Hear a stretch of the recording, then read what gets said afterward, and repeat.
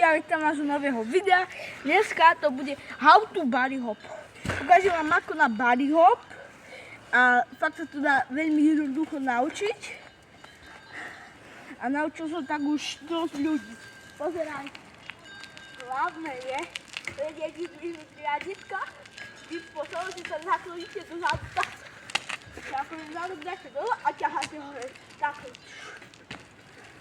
A to vám pomôže aj na manuál. Teraz je dôležité, keď budete mať to koleso už takto hore. Takto hore je dôležité sa nahnúť dopredu. Akože dáte trup, tu ho máte takto a dáte ho takto napredok. A ako keby si dáte nohy dozadu a zakopnete tak. Ukážem vám to lepšie, takto. Pozerajte, ako sa dá naučiť.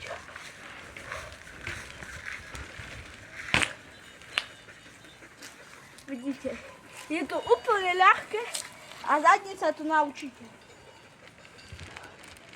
Ako som povedal, hore a tak.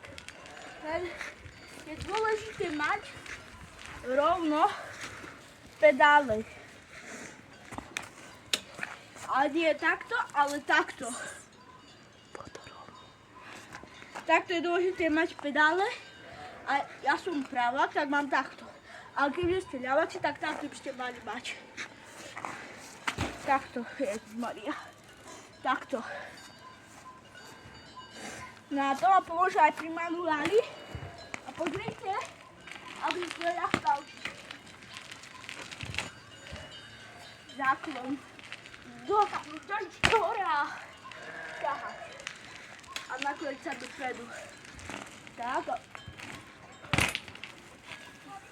To je všetko pre toto video. Treba to trénovať a budete to vedieť. Čus.